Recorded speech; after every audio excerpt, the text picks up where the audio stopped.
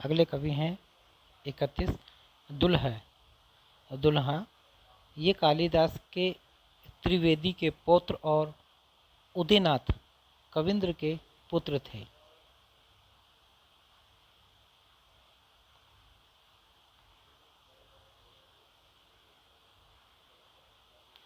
जान पड़ता है कि ये अपने पिता के सामने ही अच्छी कविता करने लगे थे। ये कुछ दिनों तक अपने पिता के समसामयिक रहे। कविंद्र के रचे ग्रंथ 1804 तक मिले हैं, अतः इनका कविता काल संवत 1800 लेकर संवत 1825 के आसपास तक माना जा सकता है। इनका बताया एक ही ग्रंथ कवि कुल कंठाभरण मिला है, जिसमें निर्माण काल नहीं दिया है, पर इनके फुटकल कवित्व और भी सुने जाते हैं। कवि कुल कंठाभरण अलंकार का एक प्रसिद्ध ग्रंथ है। इसमें यद्यपि लक्षण और उदाहरण एक ही पद में कहे गए हैं, पर कवित्व और सवैया के समान बड़े छंद लेने से अलंकार स्वरूप और उदाहरण दोनों के सम्यक कथन के लिए पूरा अवकाश मिला है। भाषा भूषण यदि दोहों में रचे हुए इस प्रकार के ग्रंथों से इसमें यही विशेषता है। इसके द्वारा सहज में अलंकार का चलता बोध हो सकता है। इसी से दुल्हा जी ने इसके संबंध में आप कहा है,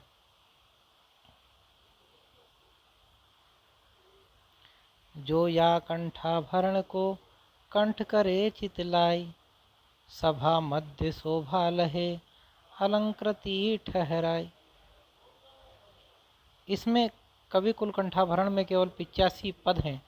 फुटकल जो कवित्व मिलते हैं वे अधिक से अधिक 15 या 20 होंगे, अतः इनकी रचना बहुत थोड़ी है, पर थोड़ी होने पर भी उसने इन्हें बड़े अच्छे प्रतिभा संपन्न कवियों की श्रेणी में प्रतिष्ठित कर दिया। देव दास मतीराम आदि के साथ दुल्हा का भी नाम लिया जाता है। इनकी इस सर्वप्रियता का कारण इनकी रचना की मधुर कल्पना, मार्मिकता और प्रौढ़ता है। इनके वचन अलंकारों के प्रमाण में भी सुनाए जाते हैं और सहृदय श्रोताओं के मनोरंजन के लिए भी। किसी कवि ने इस पर प्रसन्न होकर यहाँ तक कहा है कि और बाराती सकल कवि दूल्हा राय। इनकी रचना के कुछ उदाहरण देखिए। माने सन माने तेई, माने सन माने सन, माने सन माने सन मान पाई तू है। कहे कभी दूल्हा अजाने अपमाने, अपमान सो सदन तिन्ही को छाय तू है। जानत है जेऊ तेऊ जात है वीराने द्वर, जानी बूझे भूले तिनको सुनाई तू है। काम बस करे को गहत गरूर तो बा, अपनी जरूर जाय तू है। धरी जब बाही तब करी तुम नाही, पाई दियो पलिका ही नाही नाही के सुहाई हो। बोलत में नाही पट खोलत में नाही।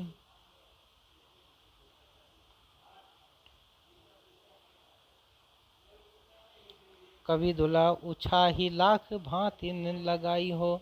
चुंबन में नाही परिरंभन में नाही, सब आसन पिलासन में नाही ठीक ठाई हो। मेली गल बाही केली किन्हीं चित चाहिए है, हाथे भली नाही सो कहाँ न सीखी आई हो। उरज धस बड़े उर आड़े लसे, बिन गुण माल पर धर छ बिछाए हो। नैन कवि दुल्हा है राते तुत रानी बेन, देखे सुने सुख के समूह सरसाए हो। जावक सो लाल भाल पल कन पिकलिक, प्यारे ब्रज नंद सूची सूरज सुहाय हो। होत अरुणोद यही कोद मति बसी आजू, कौन घर बसी करी आए हो।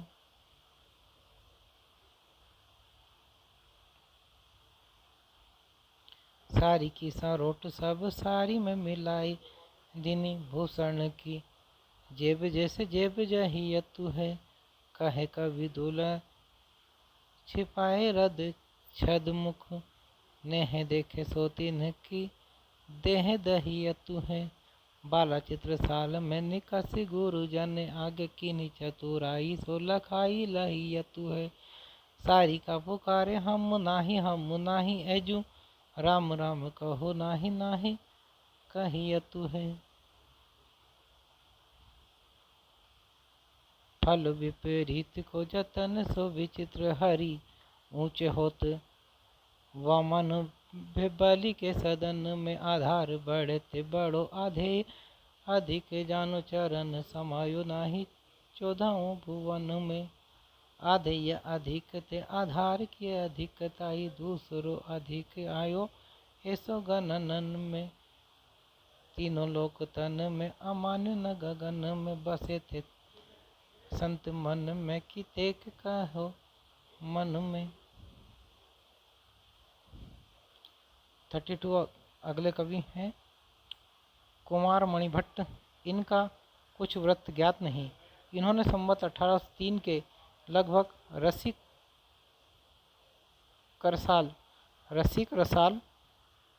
रसिक रसाल नामक एक बहुत अच्छा रीति ग्रंथ बनाया। ग्रंथ में इन्होंने अपने को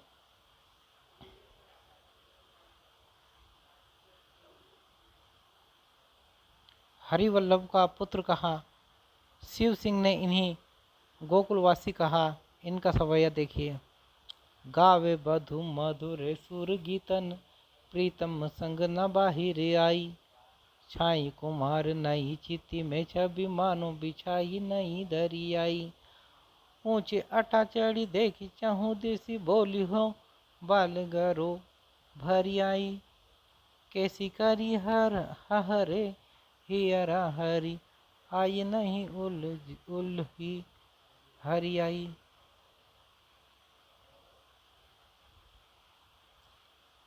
तैतीस अगले कवि हैं शंभुनाथ मिश्र।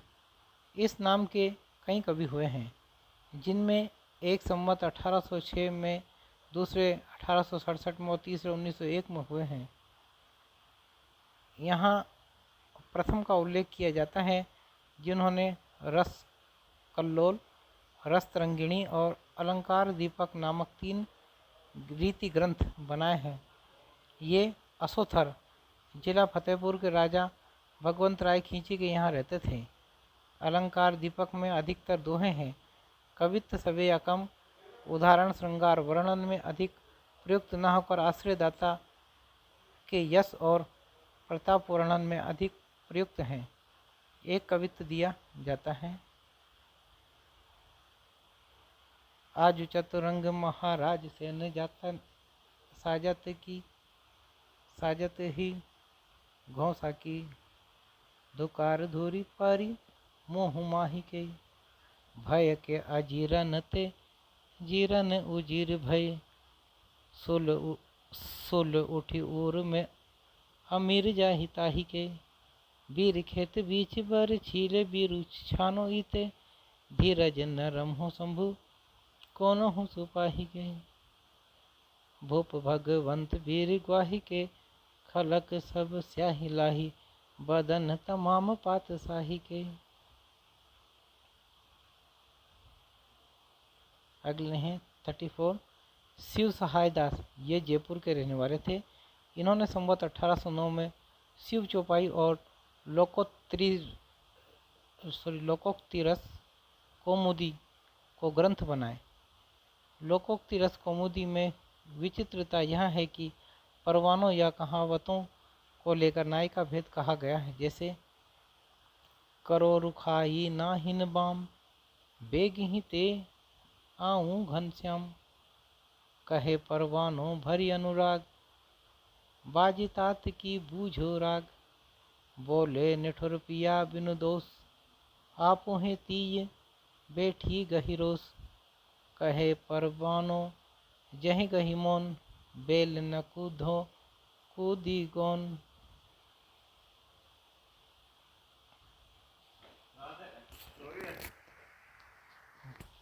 35 रूपशाही ये पन्ना के रहने वाले श्री वास्तव कायस्थ थे।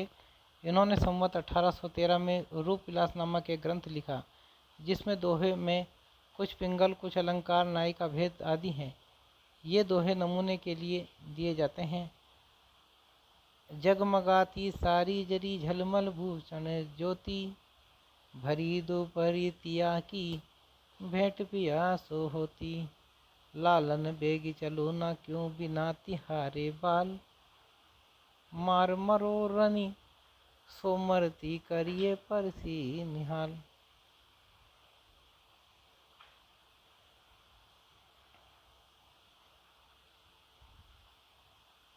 36 ऋषिनाथ ये असनी के रहने वाले बंदीजन प्रसिद्ध कवि ठाकुर के पिता और सेवक के पिता थे।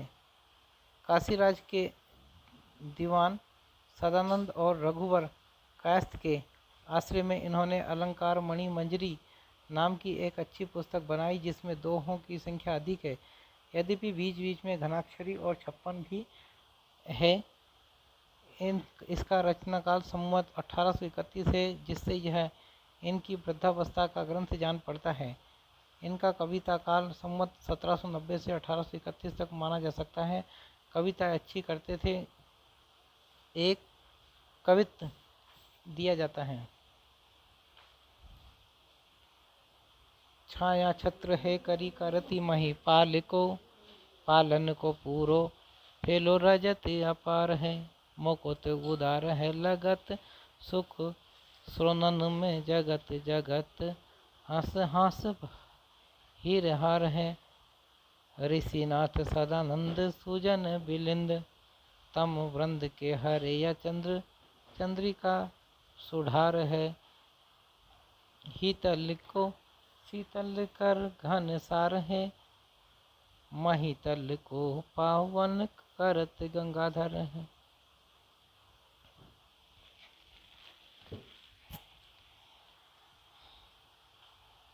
अगले हैं 37 बेरीसाल ये असनी के रहने वाले ब्रह्म भट्ट थे। इनके वंशज अब तक असनी में हैं।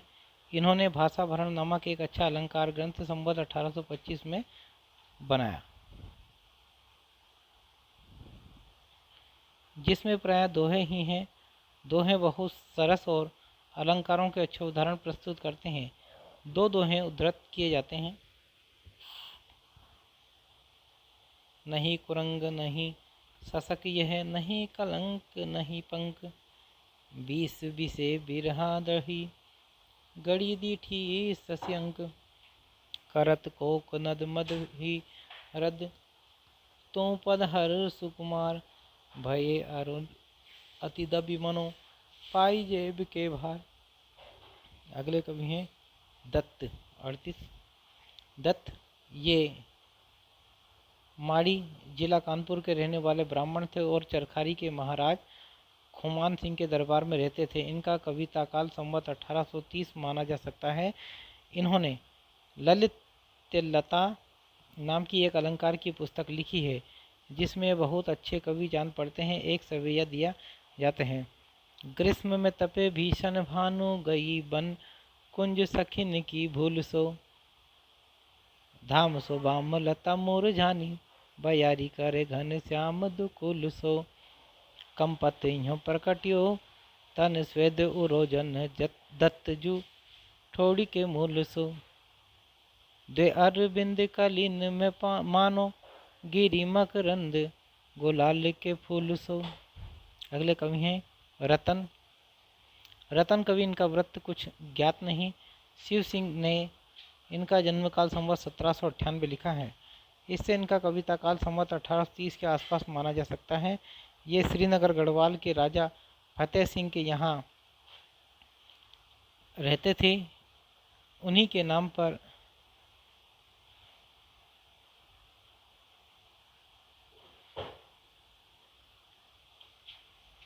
फतेह भूषण नामक एक अच्छा अलंकार का ग्रंथ इन्होंने बनाया। इसमें लक्षणा, व्यंजना, काव्य भेद, ध्वनि, रस, दोष आदि का विस्तृत वर्णन है। उदाहरण में श्रृंगार के ही पद न रखकर इन्होंने अपने राजा की प्रशंसा के कवित्व बहुत रखे। संवत 1827 में इन्होंने अलंकार दर्पण लिखा। इनका निरूपण भी विशद है और उदाहरण भी बहुत मनोहर और सरस है। ये एक उत्तम श्रेणी के कुशल कवि थे, इसमें संदेह नहीं है। कुछ नमूने लीजिए। बेरिन की वाहिनी को भीषण निदाघ रवि, कोबले केली को सरस सुधा करु है। दान झरी सिंदूर है, जग को वसुंधर है। विबुध कुलिन को फलित काम तरु है। पानिप मनिन को रतन रत्नाकर को, कुबेर पुण्य जनन को क्षमा मही धरु है। अंग को सनाह बन राह को रमा को नह, महाबाल महावाह फतेह साह एक नर बरु है। काजर को कोर वारे भारी अनि यारे, नैन कार्य सट्टे कार्य बार छहर छवानी छे। श्याम सारी भीतर भपक गोरे गातन की, ओपवारी न्यारी रही बदन उजारी है। मृग मद बेंदी भाल मेदी, यही आभरण हरन ही ये को तू। हे रंभारती हो अबे, निके नथ नुक तेज सुंदर सुहात मोती। चंद पर चेरे है सुमानो, सुधा बंधु बुद्ध है। सुधा बुंद है, सुधा बुंद चंद पर चेहरे है सुमानो, सुधा बुंद द्वे। 40वें है नाथ हरिनाथ। ये काशी के रहने वाले गुजराती ब्राह्मण थे। इन्होंने संवत 1826 में अलंकार दर्पण नामक एक छोटा सा ग्रंथ बनाया, जिसमें एक एक पद्य के भीतर कई कई उदाहरण हैं। इनका क्रम औरों से विलक्षण है। ये पहले अनेक दोहों में बहुत से लक्षण कहते गए हैं, फिर एक बार सबसे उदाहरण कवित्व आदि में देते गए हैं। उदाहरण साधारणता अच्छी है। एक दोहा देखिए। तरुणी लसति प्रकाश ते, मालती लसति सुबास। गोरस गोरस देत नहीं, गोरस चहती हुलास। मनीराम मिश्र, ये कन्नौज निवासी इच्छाराम मिश्र के पुत्र थे। इन्होंने संवत 1829 में छंद छप्पनी और आनंद मंगल नाम की 2 पुस्तकें लिखी। आनंद मंगल भागवत दशम स्कंद का पद्य में अनुवाद है। छंद छप्पनी छंद शास्त्र का बड़ा ही अनूठा ग्रंथ है।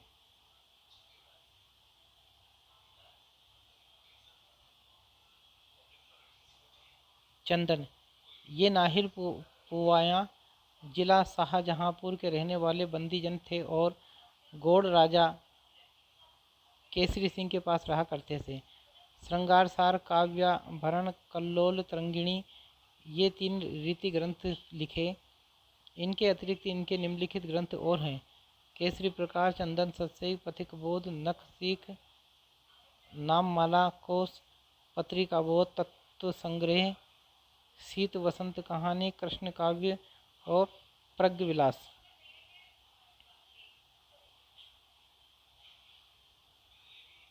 ये एक अच्छे चलते कवि जान पड़ते हैं। इन्होंने काव्यभरण संवत 1845 में लिखा। फुटकर रचना तो इनकी अच्छी है ही। शीत वसंत की कहानी भी इन्होंने प्रबंध काव्य के रूप में लिखी है। शीत वसंत की रोचक कहानी इन प्रांतों में बहुत प्रचलित है। उसमें विमाता के अत्याचार से पीड़ित शीत वसंत नामक 2 राजकुमारों की बड़ी लंबी कथा है। इनकी पुस्तक की सूची देखने में यह धारणा होती है कि इनकी दृष्टि रीति ग्रंथों तक ही बद्ध न रहकर साहित्य और अंगों पर भी है। ये पारसी के भी अच्छे शायर थे और अपना तखल्लुस संदल रखते थे। इनका दीवाने संदल कहीं कहीं मिलता है। इनका कविता काल संवत 1820 से 1850 तक माना जा सकता है। इनकी एक सवैया नीचे दिया जाता है। ब्रजवारी गंवारी दे जाने कहाँ, यह चतुरता ना लो गायन में पूरी बारी नी जानी। अनारी नी है रुचि ऐती न चंदन नायन में। छवि रंग सुरंग के बिंदु बने, लगे इंद्र बधु लघु तायन में। चित्त जो चहेदी चकी सी रहेदी, केहेदी मेहंदी इन पायन में। देवकी नंदन ये कन्नौज के पास मकरंद नगर ग्राम के रहने वाले थे। इनके पिता का नाम ससली शुक्ल था। इन्होंने संवत 1841 में श्रृंगार चरित्र और 1857 में अवधूत भूषण और सरफराज चंद्रिका नामक रस और अलंकार के ग्रंथ बनाए। संवत 1843 में ये कुंवर सरफराज गिरी नामक किसी धनाढ़ महंत के यहाँ थे, जहाँ इन्होंने सरफराज चंद्रिका नामक अलंकार का ग्रंथ लिखा। इसके उपरांत ये रोदामऊ जिला हरदोई के रईस अवधूत सिंह के यहाँ गए, जिनके नाम पर अवधूत भूषण बनाया। इनका एक नक्सिक भी है। शिव सिंह को इनके इस नक्सिक का ही पता था, दूसरे ग्रंथों का नहीं। श्रृंगार चरित्र में रस भाव नायिका भेद आदि के अतिरिक्त अलंकार भी आ गए हैं। अवध भूषण वास्तव में इसी का कुछ प्रवर्धित रूप है। इनकी भाषा मंजी हुई और भावप्रौढ़ है। बुद्धि वैभव भी इनकी रचना में पाया जाता है। कहीं कहीं कूट भी इन्होंने कहे हैं। कला वैचित्र की ओर अधिक झुकी हुई होने पर भी इनका कविता में लालित्य और माधुर्य पूरा है। दो कवित्त नीचे दिए जाते हैं। बैठी रंग रावटी है हेरत पी की बाट, आए ना बिहारी भई निपट अधीर में।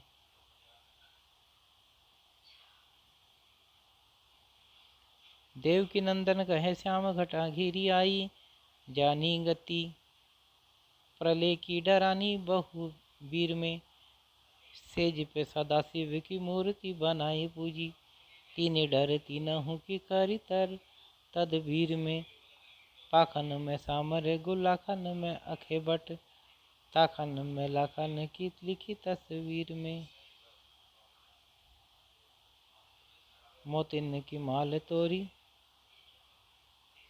चीर सब चीरी डारे, फेरी के न जेहों आली दुख बिकरारे हैं। देवकी नंदन कहे नोखे नाग छोनन के, अल के प्रसून नोची नोची निर्वारे हैं। मानी मुख चंद भाव चोच दई अधरन, तीनों ये निकुंजन में एक तार तारे हैं। ठोर ठोर डोलत मराल मत वारे, जैसे मोर मत वारे त्यों चकोर मत वारे हैं। अगले कवि हैं चुमाली महाराज राम सिंह। ये नवलगढ़ के राजा थे। इन्होंने रस और अलंकार पर 3 ग्रंथ लिखे हैं। अलंकार दर्पण, रस निवास संवत 1839 और रस विनोद संवत 1860। अलंकार दर्पण दोहों में है। नायिका भेद भी अच्छा है। ये एक अच्छे और प्रवीण कवि थे। उदाहरण लीजिए। सोहत सुंदर श्याम सिर मुकुट मनोहर जोर, मनोनील मणिशैल पर नाचत राजत मोर। दमकन लागी दामिनी करन लगे घनघोर, करन लगे घनरोर। बोलत माती कोयले बोलत माते मोर। 45 भान कवि। इनके पूरे नाम तक का पता नहीं। इन्होंने संवत 1845 में नरेंद्र भूषण नामक अलंकार का एक ग्रंथ बनाया, जिससे केवल इतना ही पता लगता है कि ये राजा जोरावर सिंह के पुत्र थे और राजा रणजोर सिंह बुंदेल के यहाँ रहते थे। इन्होंने अलंकारों के उदाहरण श्रृंगार रस के प्रायः बराबर ही वीर भयानक अद्भुत आदि रसों के रखे हैं। इससे इनके ग्रंथ में कुछ नवीनता अवश्य दिखाई पड़ती है, जो श्रृंगार के सैकड़ों वर्ष के पृष्ठ पेषण के उबे हुए पाठक को विराम सा देती है। इनकी कविता में भूषण की सी फड़क और प्रसिद्ध श्रृंगारियों की सी तन्मयता और मधुरता तो नहीं है, पर रचना प्रायः पुष्ट और परिमार्जित है। रस मतवारे ये जोरावर दुलारे, तब बाजत नगारे भये गाले दिल इस पर। दल के चलत भर भर होत चारों ओर,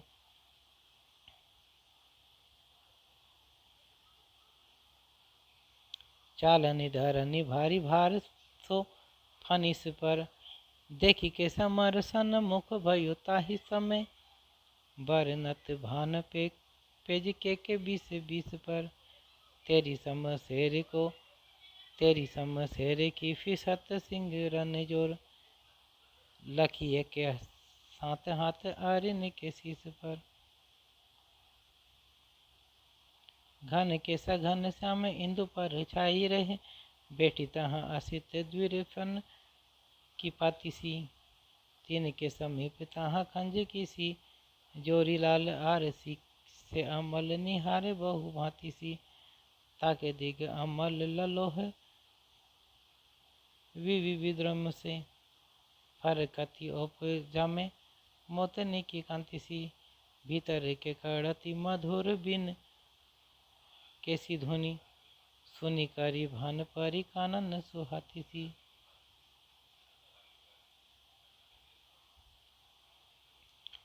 थान कवि ये चंदन बंदीजन के भांजे थे और हौड़िया खेरे जिला रायबरेली में रहते थे। इनका पूरा नाम थान राय था। इनके पिता निहाल राय, पितामह महासिंह और प्रपितामह लाल राय थे। इन्होंने संवत 1848 में दलेल प्रकाश नामक एक रीति ग्रंथ चढ़रा बेसवारा के रईस दलेल सिंह के नाम पर बनाया। इस ग्रंथ में विषयों का कोई क्रम नहीं है।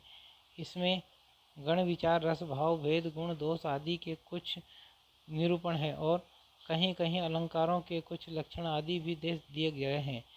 कहीं राग रागिनियों के नाम आए तो उनके भी लक्षण कह दिए। पुराने टीकाकारों की सी गति है। अंत में चित्रकाव्य भी रखे हैं। सारांश यह है कि उन्होंने कई सर्वांगपूर्ण ग्रंथ बनाने के उद्देश्य से इसे नहीं लिखा।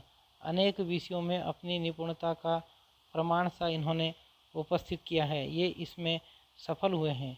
यह अवश्य कहना पड़ता है कि जो विषय लिया है उस पर उत्तम कोटि की रचना की है। भाषा में मंजुलता और लालित्य है। ह्रस्व वर्णों की मधुर योजना इन्होंने बड़ी सुंदर की। यदि अपने ग्रंथ को इन्होंने भानुमति का पिटारा ना बनाया होता और एक ढंग पर चले होते तो इनकी बड़े कवियों की सी ख्याति होती, इसमें संदेह नहीं। इनकी रचना के दो नमूने देखिए। दासन पे दाहिनी परम हंस वाहिनी हो, पोथी कर बीना सुरमंडल मड़त है, आसन कमल अंग अंबर धवल, मुखचंद सो अमल रंग नवल चढ़त है, एहि मातु भारती की आरती करत थान, जाको तस विधि ऐसो पंडित पढ़त है।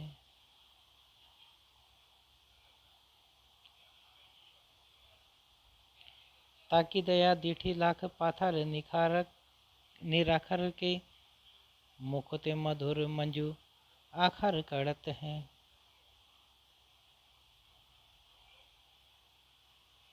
कलुष हरनि सुख करनि सरन जन, बरनि बरनि जस कहत घर धरनि धर, कलिमल कलित बलित अध खलगन, लहत परम पद कुटिल कपट तर, मकद कदम मदन कदन सुर सदन बदन शशि, अमल नवल दुति भजन भगत वर, सुर सरि तव जल दरस परस करी, सुरि सरि शुभगति लहत अधम नर। 47 बेनी बंदीजन। ये बेंती जिला रायबरेली के रहने वाले थे और अवध के प्रसिद्ध वजीर महाराज टिकैत राय के आश्रय में रहते थे। उन्हीं के नाम पर इन्होंने टिकैत राय प्रकाश नामक अलंकार ग्रंथ संवत 1849 में बनाया।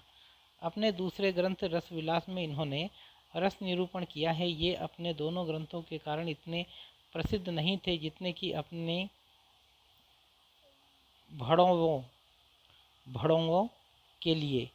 इनके भड़ोंगों का एक संग्रह भड़ोवा संग्रह के नाम से भारत जीवन प्रेस द्वारा प्रकाशित हो चुका है। भड़ोवा हास्य रस के अंतर्गत आता है। इसमें किसी की उपहासपूर्ण निंदा रहती है। यह प्रायः सब देशों में साहित्य का एक अंग रहा है। जैसे फारसी और उर्दू की शायरी में हंसों का एक विशेष स्थान है, वैसे ही अंग्रेजी में सटायर का पूर्वी साहित्य में उपहास काव्य के लक्ष्य अधिकतर कंजूस अमीर या आश्रयदाता ही रहे हैं, और यूरोपीय साहित्य में समसामयिक कवि और लेखक। इसमें यूरोप के उपहास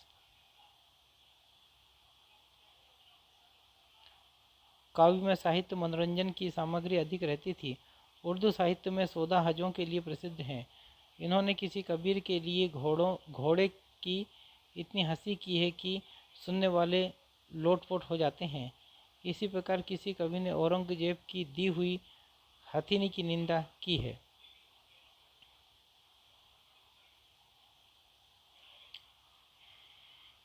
तिमिर लंग लई मोल चली बाबर के हल्के, रही हुमायूं संग फेरी अकबर के दल के, जहांगीर जस लियो पीठी को भार हटायो, शाहजहां करी न्याव ताहि पुनि माड़ चटायो, बल रहित भई पोरस थक्यो, भगी फिरत बन प्यार डर, औरंगजेब करनी सोई ले दीनी कवि राज कर। इस पद्य के अनुयायी बेनी जी ने भी कहीं बुरी रजाई पाई तो उनकी निंदा की, कहीं छोटे आम पाए तो उनकी निंदा जी खोलकर की।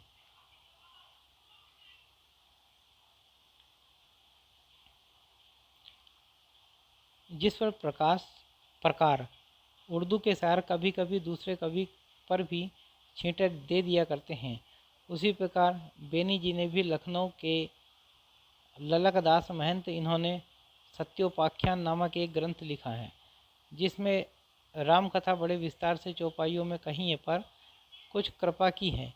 जैसे बाजे बाजे ऐसे डलमऊ में बसंत, जैसे मऊ के जुला है, लखनऊ के ललकदास इनका टिकेत प्रकाश संवत 1849 में और रस विलास संवत 1874 में बना। अतः इनका कविता काल संवत 1849 से 1880 तक माना जा सकता है। इनकी कविता के कुछ नमूने देखिए।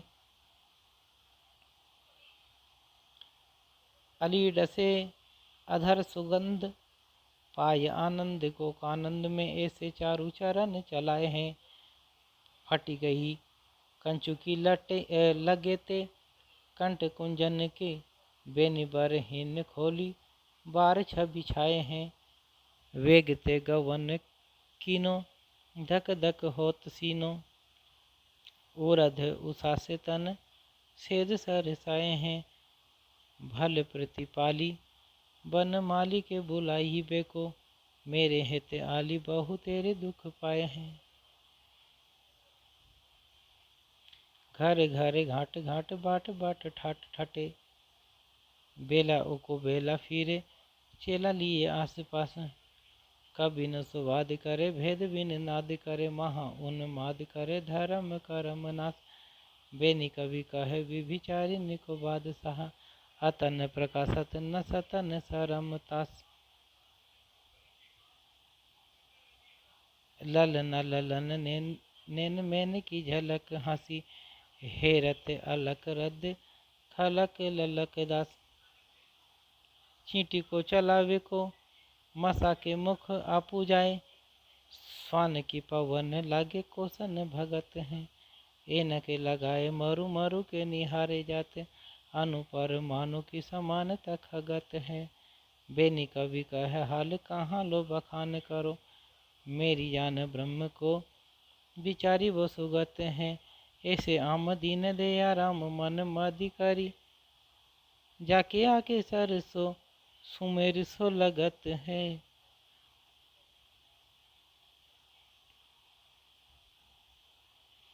48 बेनी प्रवीण ये लखनऊ के वाजपेयी थे और लखनऊ के बादशाह गजीउद्दीन हैदर के दीवान राजा दयाकृष्ण कायस्थ के पुत्र नवल कृष्ण उर्फ ललन जी के आश्रय में रहते थे, जिनकी आज्ञा से संवत 1874 में उन्होंने नव रस तरंग नामक ग्रंथ बनाया। इसके पहले श्रृंगार भूषण नामक एक ग्रंथ से ये बना चुके थे। ये कुछ दिन के लिए महाराज नाना राव के पास बिठूर भी गए थे। उनके नाम पर नाना राव प्रकाश नामक अलंकार का एक बड़ा ग्रंथ कवि प्रिया के ढंग पर लिखा था। खेद है कि इनका कोई ग्रंथ अब तक प्रकाशित न हुआ। इनके फुटकल कवित्व को इधर उधर बहुत कुछ संग्रहित और उद्धत मिलते हैं। कहते हैं कि बेनी बंदीजन भाड़ों वाले से इनके एक बार कुछ वाद हुआ था, जिससे प्रसन्न होकर उन्होंने इन्हें प्रवीण की उपाधि दी थी। पीछे से रुग्ण होकर ये सापत्निक आबू चले गए और वहीं इनका शरीरपात हुआ। इन्हें कोई पुत्र न था। इनका नवरसतरंग बहुत ही मनोहर ग्रंथ है। उसमें नायिका भेद के उपरांत रसभेद और भावभेद का संक्षेप में निरूपण हुआ है। उदाहरण और रसों के भी दिए गए हैं, पर रीतिकाल के रस संबंधी और ग्रंथों की भांति यह श्रृंगार का ही ग्रंथ है।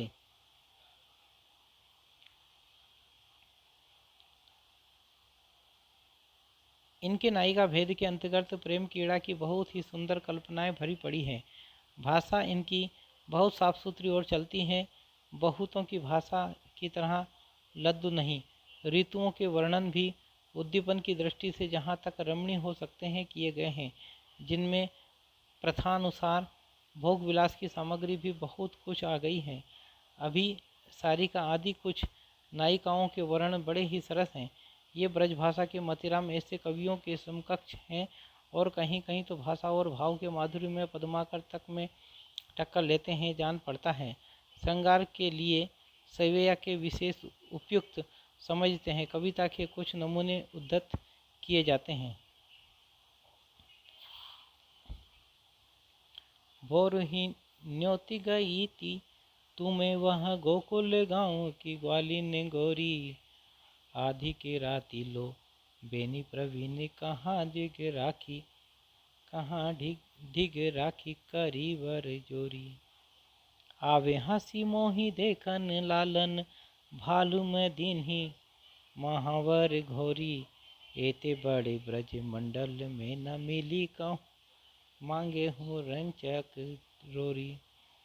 जान्यो न में ललिता अलिता ही त्यो सोवत माही गई करी, झांसी माही गई करी हाँसी, लाए ली ही ये नख केहरी के सम मेरी तऊ नहीं नींद बिनासी।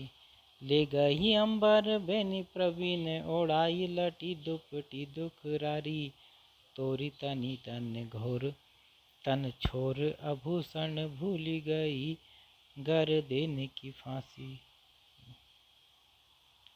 घनसार पटीर मिले मिले नीर चाहे तन लावे चाहे न बूझे, बिरहा गिर झार झरी तू चाहे घन लावे न लाव चाहे। हम टेरी सुनावती बेनी प्रवीण चाहे मन लावे न लावे चाहे।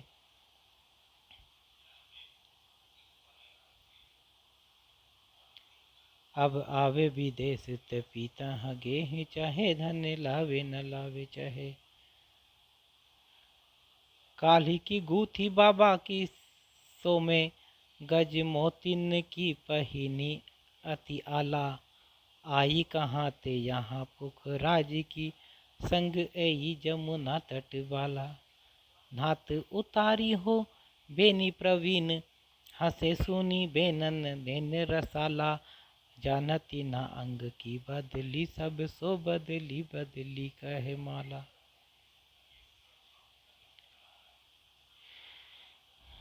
शोभा पाई कुंज भौन जहाँ जहाँ कीन्हो गोन, सरस सुगंध पोन पाई मधुपनी है। बिथिन बिथोरे मुकुताहत मराल पाए, आली दुसान साल पाए अनगनी है। रेन पाई चांदनी फटक सी चटक रुक, सुख पायो पीतम प्रवीण बेनी धनी है।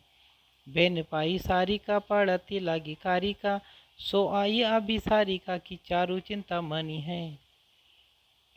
अगले हैं जसवंत सिंह द्वितीय। ये बघेल छत्री और 13वां कन्नौज के पास के राजा थे और बड़े विद्या प्रेमी थे। इनके पुस्तकालय में संस्कृत और भाषा के बहुत से ग्रंथ थे। इनका कविता काल संवत 1856 अनुमान किया गया है। इन्होंने 2 ग्रंथ लिखे, एक शालिहोत्र और दूसरा श्रृंगार शिरोमणि। यहाँ इसी दूसरे ग्रंथ से प्रयोजन है जो श्रृंगार रस का एक बड़ा ग्रंथ है। कविता साधारण है। एक कविता देखिए। घनन के घोर शोर चारों ओर मोरन के अतिचित चोर तैसे अंकुर मुने रहे। कोकिलन को कुहुक होती बीरहीन ही लोक से जगत चीर चारन चुने रहे। झिल्ली इनकार तेसो पिकन पुकार डारी मारी डारी डारी द्रुम अंकुर सुने रहे। लूने रहे प्राण प्राण प्यारे जसवंत बिनु कार्य पीरे लाल उदय बादर ऊने रहे। यशोदा नंदन, इनका कुछ भी व्रत ज्ञात नहीं। शिव सिंह सरोज में जन्म संवत 1828 लिखा पाया जाता है। इनका एक छोटा सा ग्रंथ बरवे नाई का भेद ही मिलता है, जो निसंदेह अनूठा है और रहीम वाले से अच्छा नहीं तो उसकी टक्कर का है। इसमें 9 बरवे संस्कृत में और 53 ठेठ अवधी भाषा में है। अत्यंत मृदु और कोमल भाव अत्यंत सरल और स्वाभाविक रीति से व्यंजित हैं। भावुकता ही कवि की प्रधान विभूति है।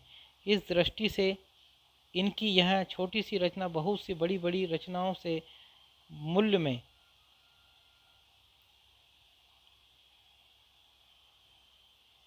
बहुत अधिक हैं। कवियों की श्रेणी में ये निसंदेह उच्च स्थान के अधिकारी हैं। इनके बरवे के नमूने देखिए। संस्कृत यदि न भवती बधु मिलनम की त्रिदिवेन यदि न भवती सठ मिलन की निर्येण।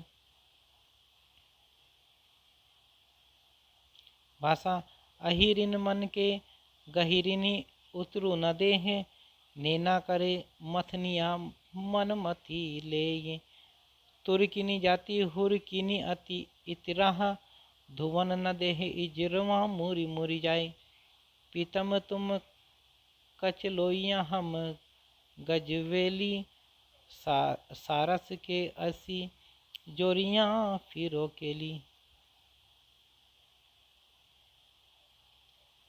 करण कवि ये षटकुल कान्यकुब्ज के अंतर्गत पांडे थे और छत्रसाल के वंशधर पन्ना नरेश महाराज हिंदूपति के सभा में रहते थे। इनका कविता काल संवत 1860 के लगभग माना जा सकता। इन्होंने साहित्य रस और रस कल्लोल नामक 2 रीति ग्रंथ लिखे हैं। साहित्य में इन्होंने लक्षणा, व्यंजना, ध्वनि भेद, रस भेद, गुण दोष आदि काव्य के प्रायः सब विषयों का विस्तार से वर्णन किया है। इस दृष्टि से यह एक उत्तम रीति ग्रंथ है। कविता भी इनकी सरस और मनोहर है। इससे इनका एक सुविज्ञ कवि होना सिद्ध होता है। एक कविता देखिए। कंटकीत होत गात विपिन समाज देखी हरि हरि भूमि हरि हियो तर जतु हैं। एते पे करण धुनि परति मयूरन की चातक पुकारिते हैं तापसर जतु हैं। निपट चवाई भई बंधु बंधु जे बसत गाँव पाँव पर जानी के न कहूँ बर जतु हैं। अरज जो न मानी तू न गरज जो चलत बार एरे धन बेरी अब काहे कर जतु है। खलखंडन मंडन धरनी उद्धत उदित उदंड दल मंडल दारुण समर हिंदुराज भुजदंड। अगले हैं गुरदीन पांडे। इनके संबंध में कुछ ज्ञात नहीं है। इन्होंने संवत 1860 में बाग मनोहर नामक एक बहुत ही बड़ा रीति ग्रंथ कवि प्रिया की शैली पर बनाया। कवि प्रिया से इसमें विशेषता यह है कि इसमें पिंगल भी आ गया है। इस एक ही ग्रंथ में पिंगल, रस, अलंकार, गुण, दोष, शब्द शक्ति आदि सब कुछ अध्ययन के लिए रख दिया गया है। इससे वह साहित्य का एक सर्वांगपूर्ण ग्रंथ कहा जा सकता है।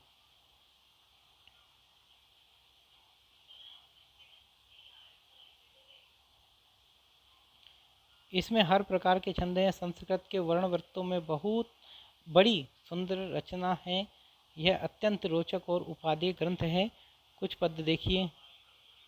मुख शशि शशि दून कला धरे, कि मुख तागत जावक में भरे। ललित कुंद कली अनुहारी के, दसन है वर्ष भानु कुमारी के। सुखद यंत्र की माल सुहाग के, ललित मंत्र कींधो अनुराग के। भरकटियों वृष भानु सुताल से, जनु अनंग सरासन को हसे। मुकुर तो पर द्विपति की धनी, शशि कलंकित राहु बिथा धनी। अपर्णा उपमा जग में लहे, तब प्रिया मुख के सम को कहे। अगले 53 हैं ब्रह्मदत्त। ये ब्राह्मण थे और काशी नरेश महाराज उदित नारायण सिंह के छोटे भाई बाबू दीन नारायण सिंह के आश्रित थे। उन्होंने संवत 1860 में विद्य द्विलास और 1865 में दीप प्रकाश नामक एक अच्छा अलंकार ग्रंथ बनाया। इनकी रचना सरल और परिमार्जित है। आश्रयदाता की प्रशंसा में यह कवित्व देखिए। कुलस कलानी में करनहार कीरति को, कवि को विदन को कलप तरुवर है। शील सन मान बुद्धि विद्या को निधान ब्रह्म, मतिमान हंसन को मानस वर है। दीप नारायण अवनीप को अनुज प्यारो, दीन दुख देखत हरत हर बर है। गाहक गुनी को निर्वाहक दुनि को निको, गनि गज बकस गरीब परवर है। अगले हैं पद्माकर भट्ट। पद्माकर भट्ट रीतिकाल के कवियों में सहृदय समाज उन्हें बहुत श्रेष्ठ स्थान देता आया है। ऐसा सर्वप्रिय कवि इस काल के भीतर बिहारी को छोड़ दूसरा नहीं हुआ। इनकी रचना की रमणीयता ही इस सर्वप्रियता का एकमात्र कारण है। रीतिकाल की कविता इनकी और प्रताप सिंह की वाणी द्वारा अपने पूर्ण उत्कर्ष को पहुंचकर फिर हसोन्मुख हुई। अतः जिस प्रकार ये अपनी परंपरा के परमोत्कृष्ट कवि हैं, उसी प्रकार प्रसिद्धि में अंतिम भी। देश में जैसा इनका नाम गूंजा वैसा फिर आगे चलकर किसी और कवि का नहीं। ये तेलंग ब्राह्मण थे। इनके पिता मोहनलाल भट्ट का जन्म बांदे में हुआ था। ये पूर्ण पंडित और अच्छे कवि भी थे, जिसके कारण इनका कई राजधानियों में अच्छा सम्मान हुआ था। ये कुछ दिनों तक नागपुर के महाराज रघुनाथराव अप्पा साहब के यहाँ रहे। फिर पन्ना के महाराज हिंदुपति के गुरु हुए और कई गांव प्राप्त किए। वहाँ से ये जयपुर नरेश महाराजा प्रताप सिंह के यहाँ जा रहे, जहाँ इन्हें कविराज शिरोमणि की पदवी और अच्छी जागीर मिली। उन्हीं के पुत्र सुप्रसिद्ध पद्माकर जी हुए। पद्माकर जी जन्म संवत 1810 में बांदा में हुआ। इन्होंने 80 वर्ष की आयु भोग कर अंत में कानपुर गंगा तट पर संवत 1890 में शरीर छोड़ा। ये कई स्थानों पर रहे। सुराग के नैनो अर्जुन सिंह ने इन्हें अपना मंत्र गुरु बनाया। संवत 1849 में ये गोसाई अनूपगिरी उपनाम हिम्मत बहादुर के यहाँ गए, जो बड़े अच्छे योद्धा थे और पहले बांदे के नवाब के यहाँ थे। फिर अवध बादशाह के यहाँ सेना के बड़े अधिकारी हुए थे।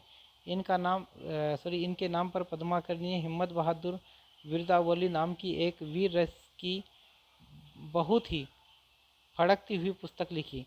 संवत 1856 में ये सितारे के महाराज रघुनाथ राव प्रसिद्ध राधौवा के यहाँ गए और 1 हाथी 1 लाख रुपया और 10 गांव पाए। इसके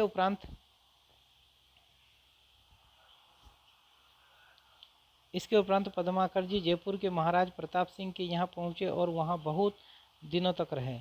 महाराज प्रताप सिंह के पुत्र महाराज जगत सिंह के समय में भी ये बहुत काल तक जयपुर में रहे और उन्हीं के नाम पर अपना प्रसिद्ध ग्रंथ जगद्विनोद बनाया। ऐसा जान पड़ता है कि जयपुर में ही उन्होंने अपना अलंकार का ग्रंथ पद्माभरण बनाया, जो दोहों में है। ये एक बार उदयपुर के महाराजा भीम सिंह के दरबार में गए थे,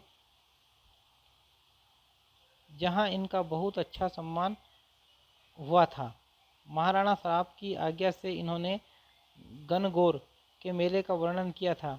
महाराज जगत सिंह का परलोकवास संवत 1860 में हुआ, अतः उसके अनंतर ये ग्वालियर के महाराज दौलत राव सिंधिया के दरबार में गए और यह कवित्व पढ़ा।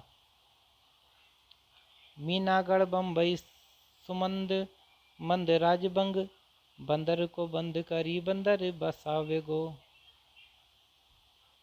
कह पद माकर का सकी काश्मीर हूँ को, पिंजर सो घेरी के कलिंजर छोड़ावे गो। बांका नृप दौलत अलीजा महाराज कबो, सजी दल पकड़ी फिरंगी ने दबावे गो।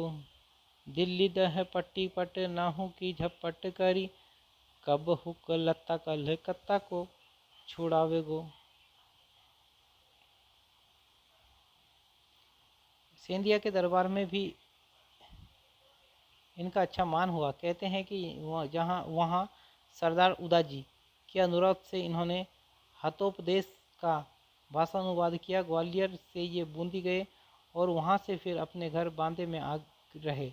आयु के पिछले दिनों में ये रोगग्रस्त रहा करते थे। उसी समय इन्होंने प्रबोध पचासा नामक विराग और भक्ति रस से पूर्ण ग्रंथ बनाया। अंतिम समय निकट जान पद्माकर जी गंगा तट के विचार से कानपुर चले आए और वहाँ अपने जीवन के शेष 7 वर्ष पूरे किए। अपनी प्रसिद्ध गंगा लहरी इन्होंने इसी समय के बीच बनाई थी। राम रसायन नामक वाल्मीकि रामायण का आधार लेकर लिखा हुआ एक चरित्र काव्य भी इनका दोहे चौपाइयों में है, पर उसमें इन्हें काव्य संबंधी सफलता नहीं हुई है। संभव है वह इनका न हो।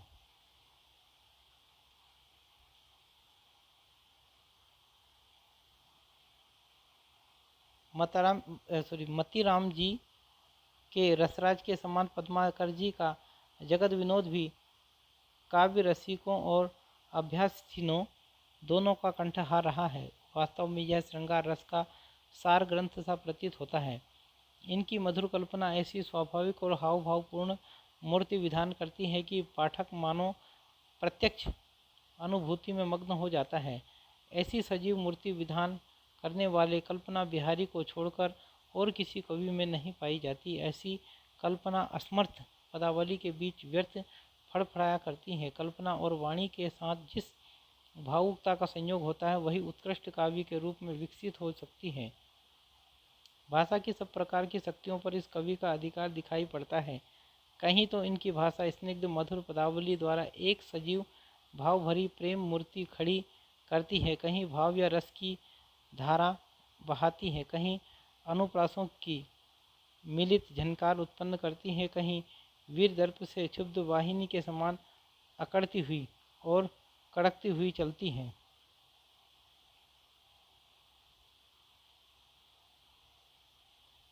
और कहीं प्रशांत सरोवर के समान स्थिर और गंभीर होकर मनुष्य जीवन को विश्रांति की छाया दिखाती हैं। सारांश यह है कि इनकी भाषा में वह अनेक रूपता है जो एक बड़े कवि में होनी चाहिए। भाषा की ऐसी अनेक रूपता गोस्वामी तुलसीदास जी में दिखाई पड़ती है। अनुप्रास की प्रवृत्ति तो हिंदी के प्रायः सब कवियों में आवश्यकता से अधिक रही है। पद्माकर जी भी उसके प्रभाव से नहीं बचे। यह थोड़ा ध्यान देने पर यह प्रवृत्ति इनमें अरुचिकर सीमा तक कुछ विशेष प्रकार के पद्यों में ही मिलेगी, जिनमें यह जानबूझकर शब्द चमत्कार प्रकट करना चाहते थे। अनुप्रास की दीर्घ श्रृंखला अधिकतर इनके वर्णनात्मक डिस्क्रिप्टिव पदों में पाई जाती हैं, जहाँ मधुर कल्पना के बीच सुंदर कोमल भाव तरंग का स्पंदन है। वहाँ की भाषा बहुत चलती, स्वाभाविक और साफ सुथरी है। वहाँ अनुप्रास भी है तो बहुत संयत रूप में।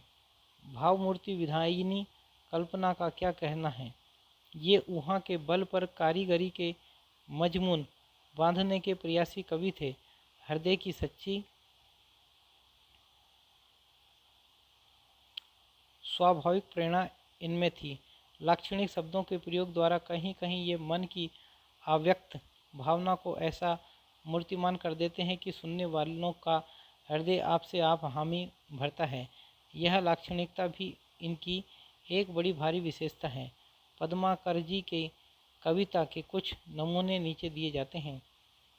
फागुन की भीड़ अभीरिन में गही गोविंद ले गई भीतर गोरी, भाई करी मन की पद्मा कर ऊपर नाई अबीर की छोरी, छीनी पीतम्बर कम्मर तेसु बिदादई मीड़ी कपोलन रोरी, ने नचाई कहीं मुस्काई लला फिर आईयो खेलन होरी, आई संग आलिन के ननंद पठाई नीटी, सोहत सोहाई शिष्य ईडरी सुपट की,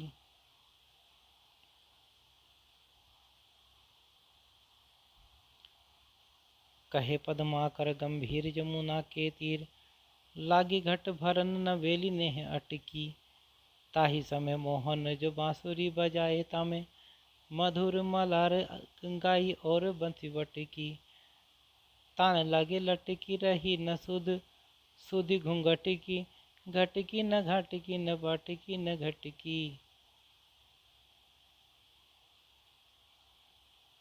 गोकुल के कुल के गली के गोप गावन के, जो लगी कछु कछु भगत भने नहीं, कहे पद्माकर परोस फिर पिछवारन के द्वारन के दोरे गुण अवगुण गने नहीं, तो लो चली चातुर सहेली याही कोद कहूँ, निके के निहारता ही भरत मने नहीं, हो तो श्याम रंग में चोराई चित चोरा चोरी, बोरत तो बोरियों पे निचोरत बने नहीं, आरस आरस को आरत संभारत नसीस पट, गजब गुजरती गरीबन की धार पर, कह पद्माकर सुरा सुसर सारते से, बिथोरी बिराजे बार हिरन के हार पर, छाजत छबिल छित छहरी छरा के छोर भोर उठी आई, केली मंदिर के द्वार पर, एक पग भीतर वो एक देहरी पे धरे, एक कर कंज एक कर के किवार पर, पोही लखी सोवत बिथोरी निसु बेनी बनी, तोरी गो हिय की हार छोरी गो सुगैया को, कहे पद्माकर त्यों घोरी गो घनेरो दुख, बोरी गो बिसासी आज लाज ही की नेया को, अहित अनेसो ऐसो कोनो उपहास याते, सोचने खरी में परी जो बती जुन्हिया को, बुझी है चवैया तब केहों कहाँ देया, इत पारी गो को मैया मेरी सेज पे कन्हैया को।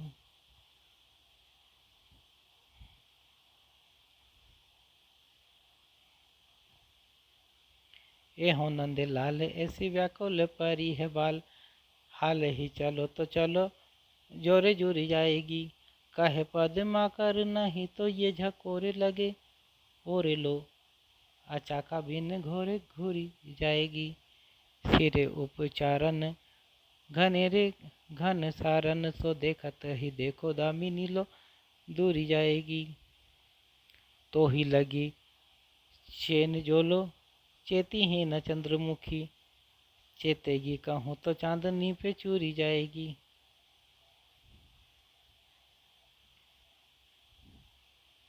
चालो सुनी चंद्रमुखी चित्त में सुचैन करी, तित बिन बागन घनेरे अली घूमिक रहे, कहे पद्माकर मयूर मंजू नाचत है, चाहे सो चकोर निचकोर चूमी चूमी रहे, कदम अनार आम अगर अशोक थोक, लतनी समेत लोने लोने लगी भूमि रहे, फूली रहे फली रहे फबी रहे फैली रहे, झपी रहे झली रहे झुकी रहे झूमी रहे, तीखे तेग वाही जे सिलाही चढ़े, छोड़न पे स्याही चढ़े अमित अरिंदन की एल पे, कहे पद मकर निशान चढ़े हाथिन पे धूरी धार चढ़े पाक शासन के सेल पे साजी चतुरंग चमू जंग जीती बे के हेतु हिम्मत बहादुर चढ़त फर फेन पे लाली चढ़े मुख पे बहाली चढ़े वाहन पे काली चढ़े सिंह पे कपाली चढ़े बेल पे ए ब्रज चंद गोविंद गोपाल सुनियो क्यों नत एते कलाम किए में त्यों पद माकार आनंद के नंद हो नंद नंदन जानी लिए में माखन चोरी के खोर ने है चले भाजी कछु भय मान कीजिए में दूरी न दूरी दूरियो जो चाहो तो दूरो कीन मेरे अंधेरे ही में। अगले कवि हैं ग्वाल कवि।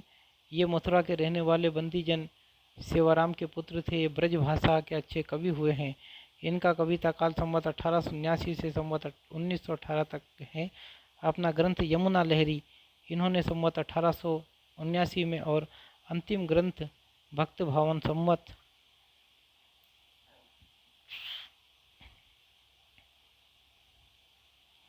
1919 में बनाया। रीति ग्रंथ इन्होंने 4 लिखे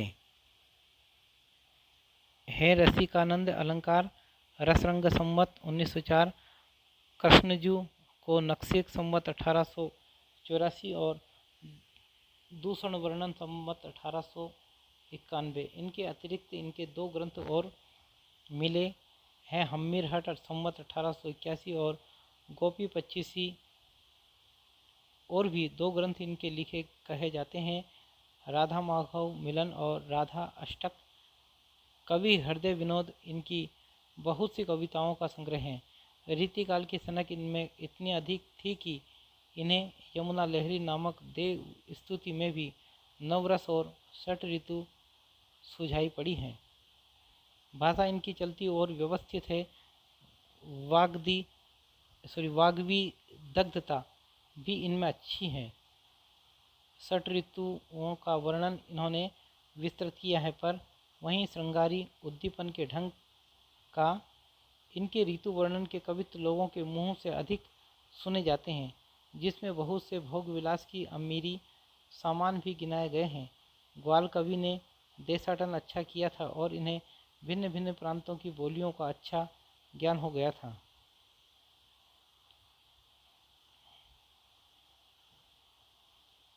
इन्होंने ठेठ पूर्वी हिंदी, गुजराती और पंजाबी भाषा में भी कुछ कवित्व सवैया लिखे हैं। फारसी अरबी शब्दों का इन्होंने बहुत प्रयोग किया है। सारांश यह है कि ये एक विदग्ध और कुशल कवि थे, पर कुछ फड़क्कन लिए हुए। इनकी बहुत सी कविता बाजारी हैं। थोड़े से उदाहरण नीचे दिए जाते हैं।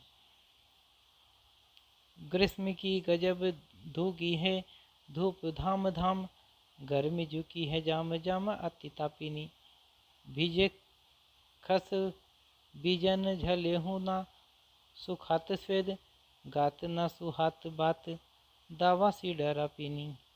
ग्वाल कवि कह कोरे कुंभन ते कुपन ते, ले ले जल धार बार बार मुख था पीनी। जब पियो जब तब पियो अब पियो फेर अब, पीवत हूँ पीवट मिटे न प्यास पापिनी। मोरन के सोरन की neko न मोरर रही, घोर हूँ रही न घन घन या फरद की। अंबर अमर अमल रस सरिता बिमल थल, पंख को न अंक को न उड़न गरद की। ग्वाल कवि चित्त में चकोरन के चैन भय, पंथिन की दूर भई दूषण दर्द की। जल पर थल पर महल अचल पर, चांदी सी चमक रही चांदनी सरद की। जाकी खूबसूरत खूब खूबन की खूबी यहाँ,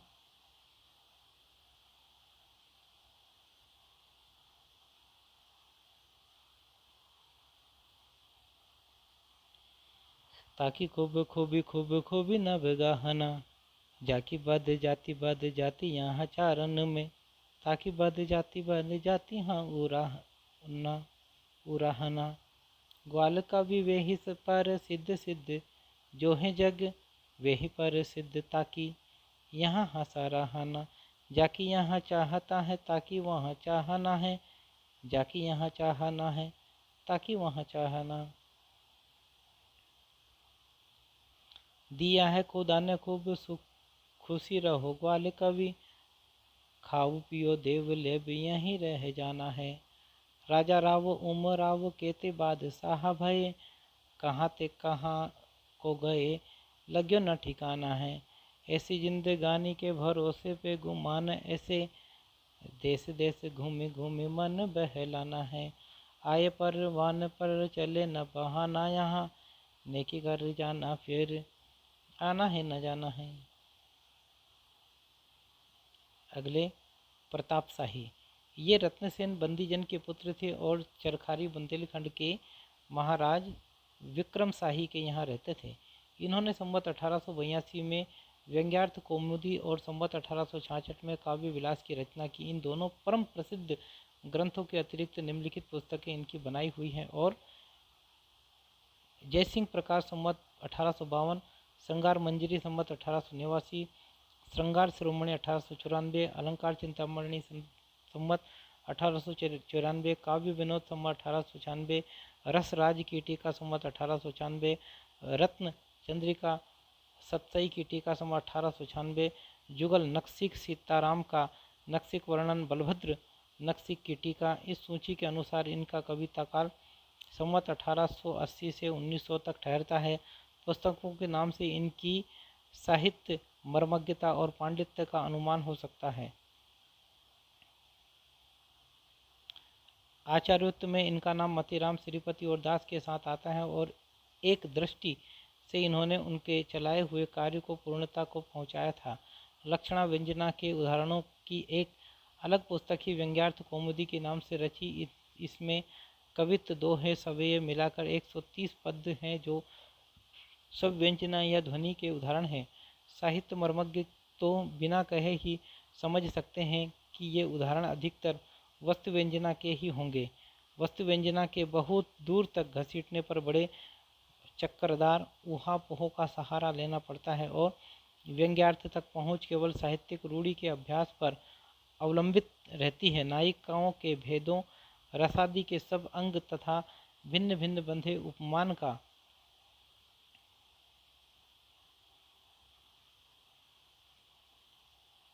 अभ्यास न रखने वाले के लिए ऐसी पद्य पहली समझिए। उदाहरण के लिए व्यंग्यार्थ कौमुदी का यह सवैया लीजिए। सीख सिकाई न मानती है, बरही बस संग सखीन के आवे, खेलत खेल नए जल में बिना, काम व्रथा कत जाम बितावे, छोड़ी के साथ सहेलिन को रही के कही कौन, संवाद ही पावे, कौन परी यह बानी अरी, नित नीर भरी गगरी ढरकावे।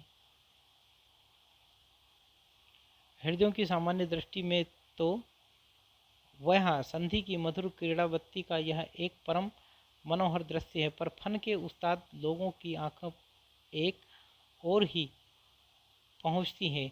वे इसमें से यह व्यंग्यार्थ निकालते हैं। घड़े के पानी में अपने नेत्र का प्रतिबिंब देख उसे मछलियाँ का भ्रम होता है। इस प्रकार भ्रम का एक अलंकार है। अतः भ्रम या भ्रांति अलंकार यहाँ व्यंग हुआ। और चलिए भ्रम अलंकार में सादृश्य व्यंज रहा करता है। अतः अब इस व्यंग्यार्थ पर पहुँचे कि नेत्र मीन के समान है। अब अलंकार का पीछा छोड़िए, नाई का भेद की तरफ आइए। वैसा भ्रम जैसा ऊपर कहा गया है अज्ञात यौवना को हुआ करता है। अतः ऊपर का सवैया अज्ञात यौवन का उदाहरण है। यह इतनी बड़ी अर्थ यात्रा रूढ़ी के ही सहारे हुई है। जब तक यह ज्ञात न हो कि कवि परंपरा में आँख की उपमा मछली से दिया करते हैं, तब तक यह सब अर्थ स्फुट नहीं हो सकता। प्रताप शाही जी का यह कौशल अपूर्ण है। उन्होंने एक ग्रंथ के अनुरूप नाई का भेद के क्रम में सब पद रखे हैं, जिससे उनके ग्रंथ को जी चाहे तो नाई का भेद का एक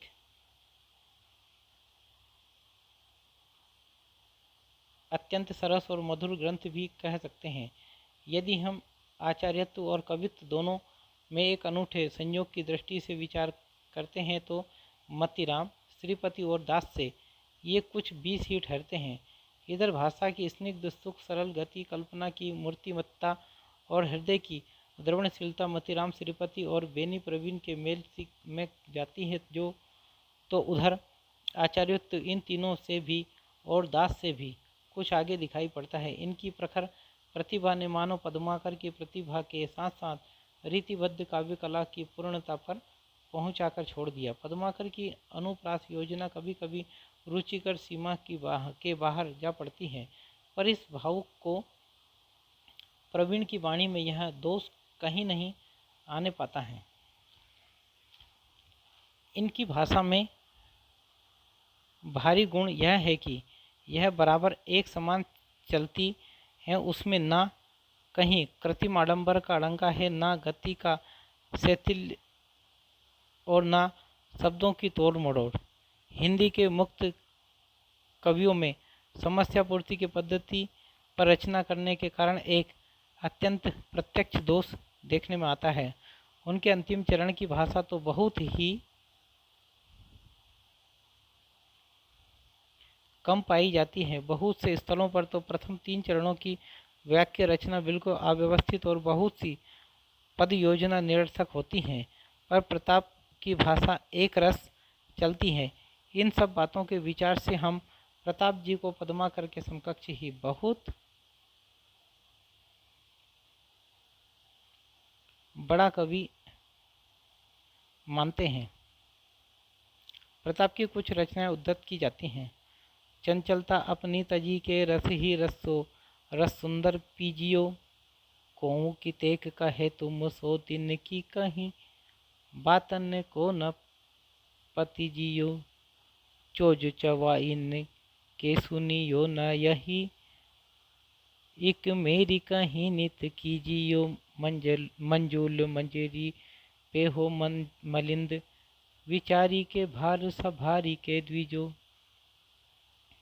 तड़पे तड़ीता चाहूँ और अन ते चित छाई, समीरन के लहर मद माते महा गिरी संग पे गन, मंजू मयूरन के कहरे, इनकी करनी बरनी न परे, मगरूर गुमानन सो गहरे, घन ये नभ मंडल के चेहरे, गहरे कहूँ जाय कहूँ ठहरे।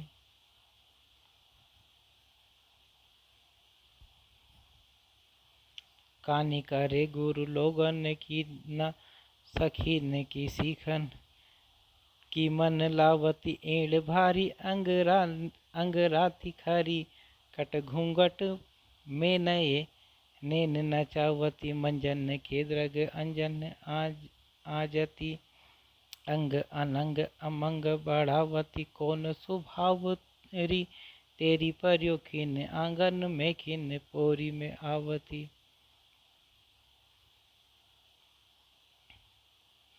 कहाँ जानी मन में मनोरथ विचारी, कौन चेती कौन काज कौन, हेतु उठी आई प्रात, कह पर ताप छीन डोली बो, पगन कहूँ अंतर को खोली बो, न बोली बो हेतु सुहात, ननद जिठानी सत रानी, अन खानी अति, ऋषि के सया रिसानी, सोना कहे कुछ जानी जात, चाहो पल बैठ रहो चाहो उठी आव तो ना, हमको हमारी परी बूझे को तिहारी बात।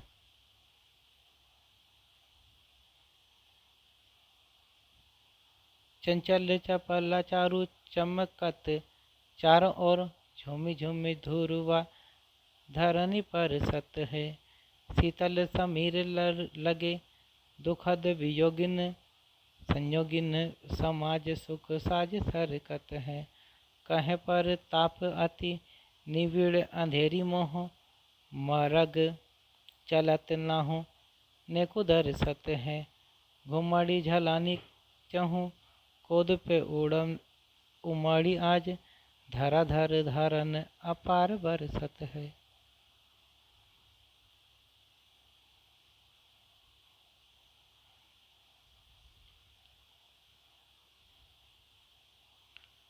महाराज राम राज रावरो सजत दल, होत मुख अमल आनंदित महेश के।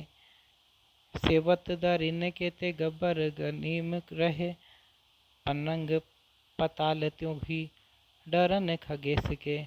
कहे पर ताप धरा धसत त्रसत, कसम सत कमठ पीठी कठिन कलेस के। कहरत कोल दहरत के, दिगिस दस लहरत सिंधु ठहरन फन शेष के।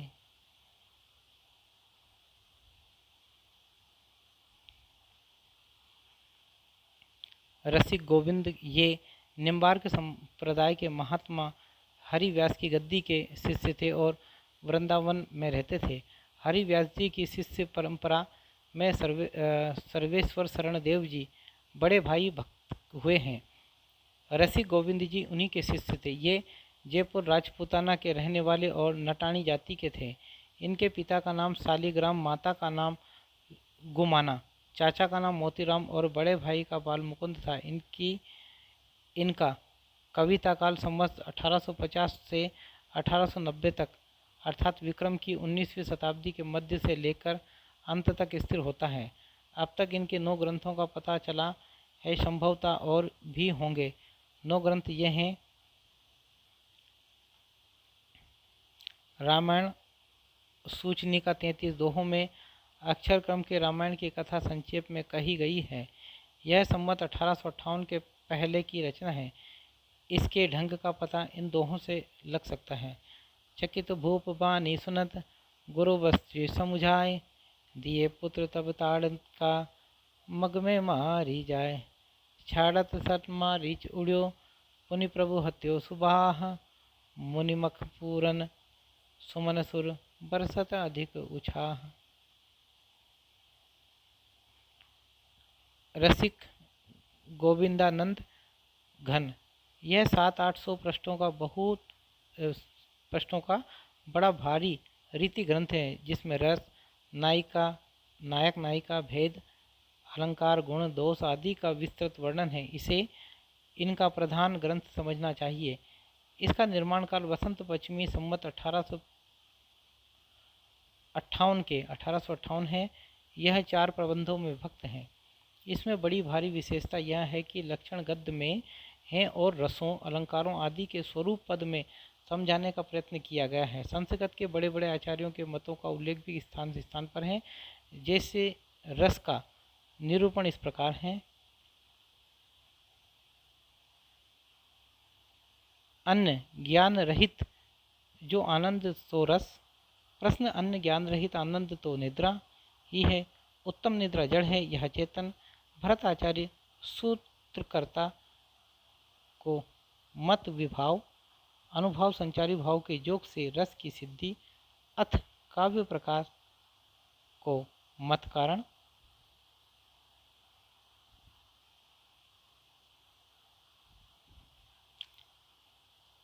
कारज सहायक है जो लोक में इन्हीं को नाट्य में काव्य में विभाव संज्ञा है। अब टीकाकर्ता को मत तथा साहित्य दर्पण को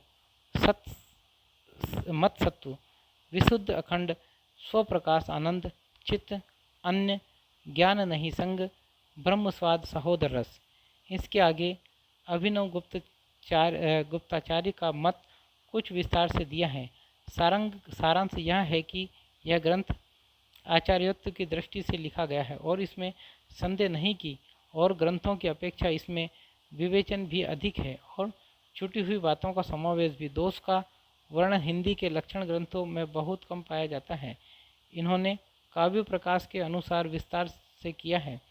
रसों, अलंकारों आदि के उदाहरण कुछ तो अपने हैं, पर बहुत से दूसरे कवियों के उदाहरण के चुनने में इन्होंने बड़ी सहृदय का परिचय दिया है। संस्कृत के उदाहरणों के अनुवाद भी बहुत सुंदर करके रखे हैं। साहित्य दर्पण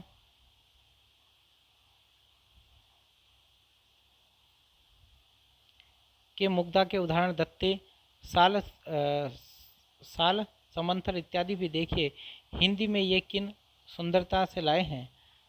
आलस सो मंद मंद धरा पे धरती पाए, भीतर ते बाहिर न आवे चित्त चाई के, रोकती द्रगनी छिन छिन प्रति लाजसार, बहुत हंसी को की दीनी बानी बिसराई के, बोलती बोलती बचन मृदु मधुर बनाए और अंतर के भाव की गंभीरता जनाई के, बात सके सुंदर गोविंद की कहात तिन्हें, सुंदर बिलो के बंक भ्रकुटी नचाई के।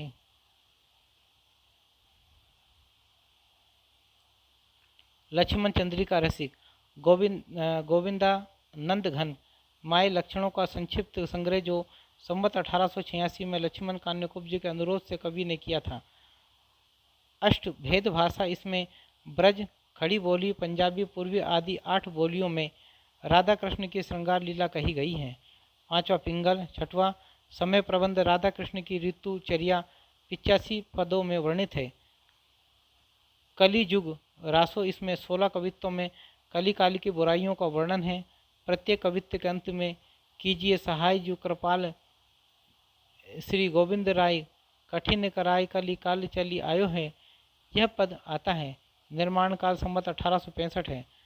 रसिक गोविंद चंद्रालोक या भाषा भूषण के ढंग की अलंकार की एक छोटी पुस्तक जिसमें लक्षण और उदाहरण एक ही दोहे में हैं। रचना काल संवत 1890 है।